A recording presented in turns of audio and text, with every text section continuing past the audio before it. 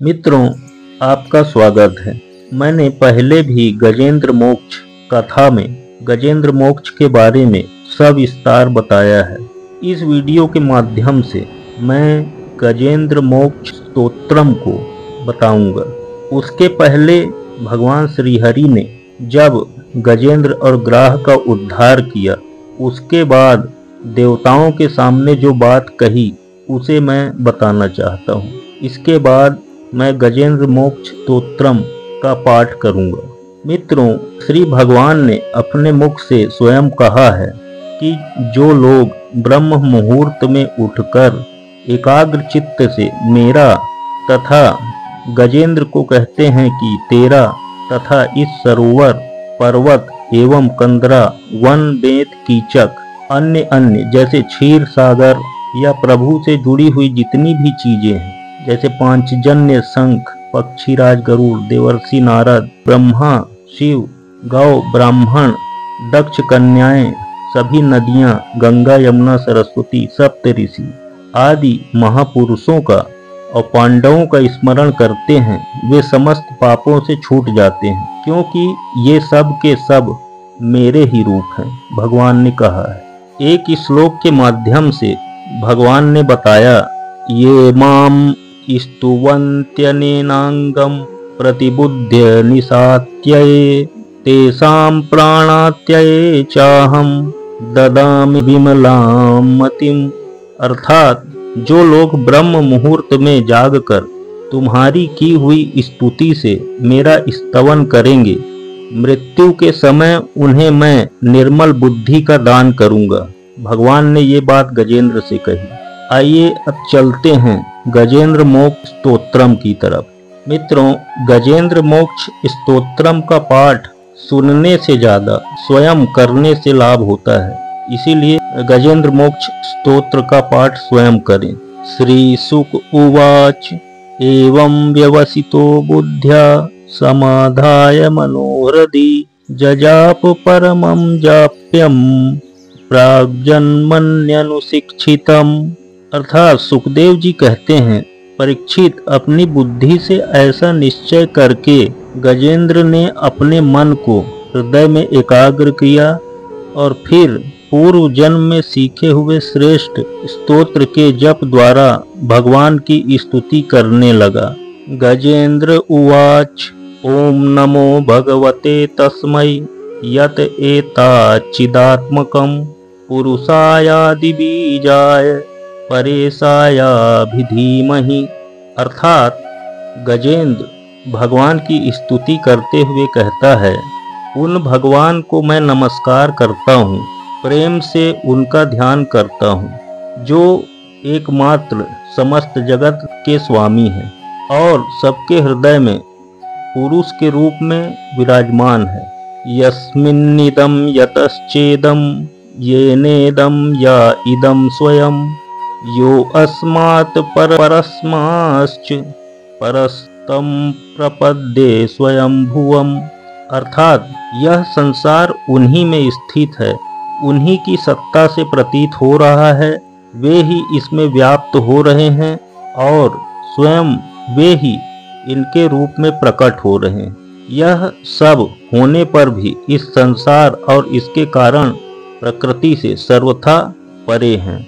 उन स्वयं प्रकाश, स्वयं सिद्ध, संतात्मक भगवान की मैं शरण ग्रहण करता हूँ। यह स्वात्मनीदं निजमाययार्पितं क्वचिद् विभातं क्वच तत्तिरोहितं अविद्यदृक् साक्षिभयं तदीक्षते स आत्ममूलो वतुमा परात्परः। अर्थात यह विश्व प्रपंच उन्हीं की माया से उनमें अध्यस्त है।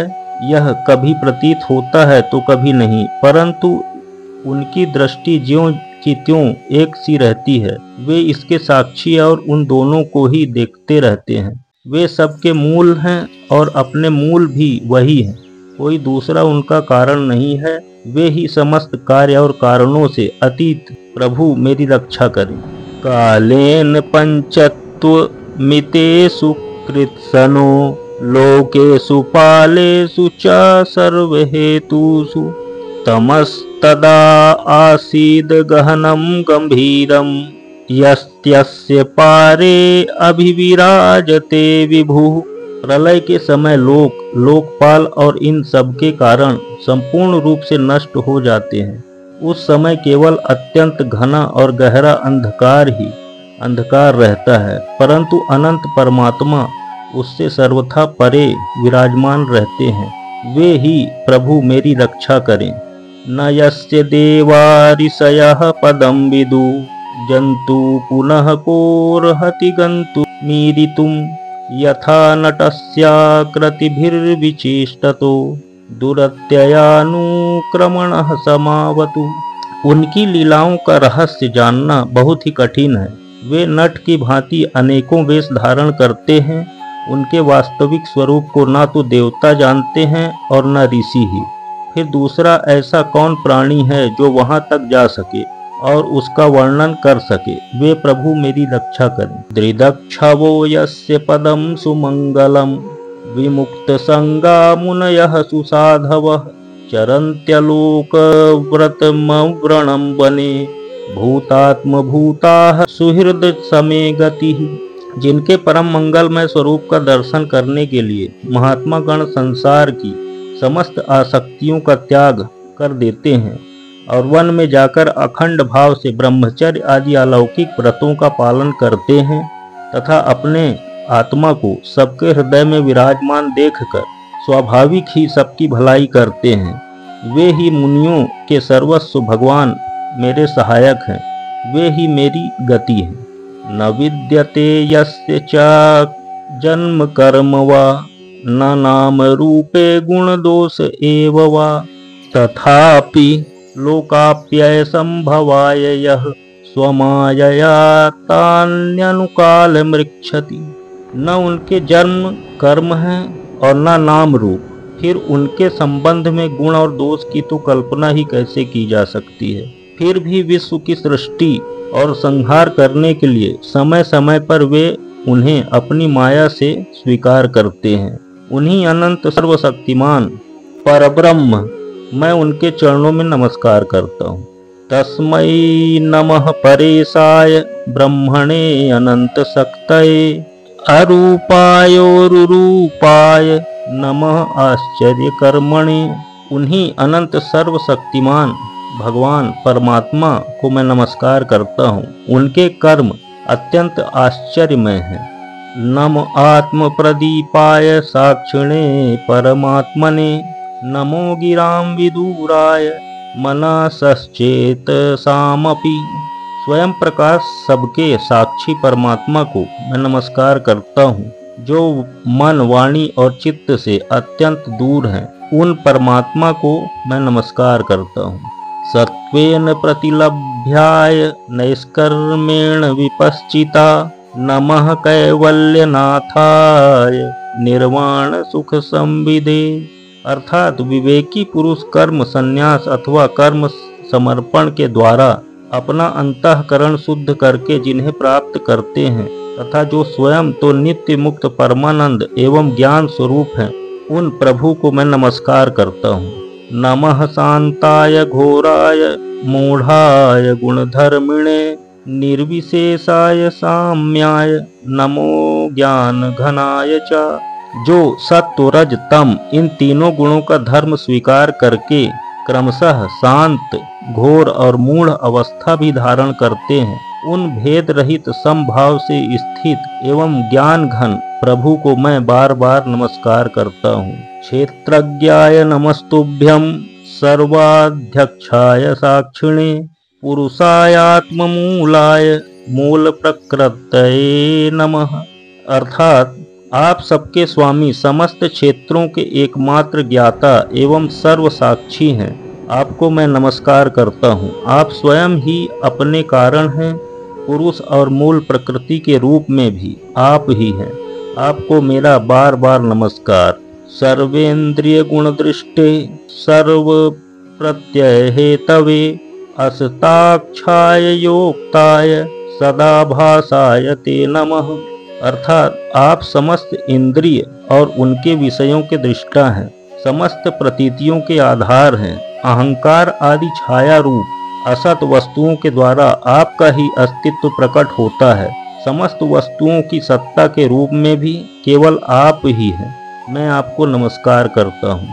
नमो नमस्ते अखिल कारणाय निष्कारणाय अद्भुत कारणाय सर्वागमाम्नाय महार्णवाय नमो अपवर्गाय परायणाय गुणारणिक्षन्न चिदूष्मपाय तच्छोभविस्फूर्जित मानसाय नैष्कर्म्य भावेन विवर्जितागम स्वयं प्रकाशाय नमस्करोमि।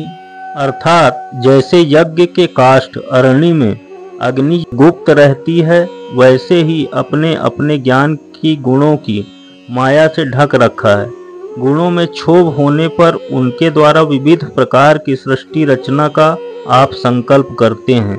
जो लोग कर्म संन्यास अथवा कर्म समर्पण के द्वारा आत्म तत्व की भावना करके वेद शास्त्रों से ऊपर उठ जाते हैं, उनके आत्मा के रूप में आप स्वयं ही प्रकाशित हो जाते हैं। आपको मैं नमस्कार करता हूँ। माद्रक प्रपन्न पशुपास विमोक्षणाय मुक्ताय भूरि करुणाय नमो लयाय श्वासेन सर्वतनु भृन्मनसि प्रतीत प्रत्यग्द्रसे भगवते बृहते नमस्ते। आत्मात्मजाप्त गृह वित्त जनेषु शक्तये दुष्प्रापणाय गुणसंग विवर्जिताय मुक्तात्मभिः स्वहृदये परिभाविताय ज्ञानात्मने भगवते नम ईश्वराय। अर्थात जैसे कोई दयालु पुरुष फंदे में पड़े हुए पशु का बंधन काट दे, वैसे ही आप मेरे जैसे शरणागतों की फांसी काट दें। आप सर्वस्वपूर्ण एवं अनंत हैं। आपको मैं नमस्कार करता हूँ।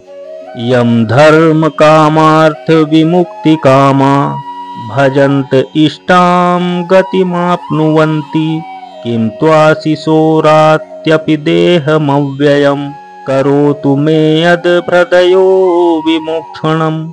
एकान्तिनो यस्य न कञ्चनार्थं वाञ्छन्ति ये वै भगवत्प्रपन्नाः अत्यद्भुतं तच्चरितं सुमंगलम् गायन्त आनंद समुद्र मग्नाः। अर्थात जिनके अनन्य प्रेमी भक्तजन उन्हीं की शरण में रहते हुए उनसे किसी भी वस्तु की यहाँ तक कि मोक्ष की अभिलाषा नहीं करते, केवल उनकी परम दिव्य मंगलमयी लीलाओं का गान करते हुए आनंद के समुद्र में निमग्न रहते हैं, उन्हीं आदि पुरुष अनंत एवं परिपूर्ण परब्रह्म परमात्मा की मैं स्तुति करता हूँ।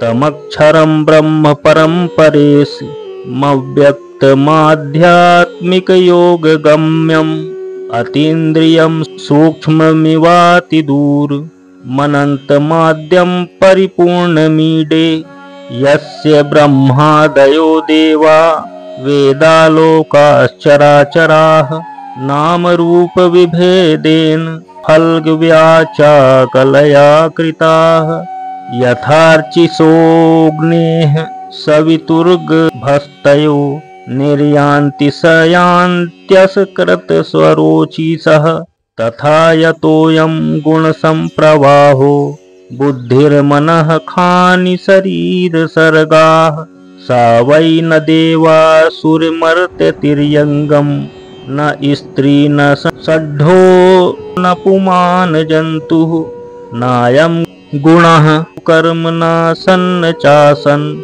निशेष शेषो जयताद शेषः।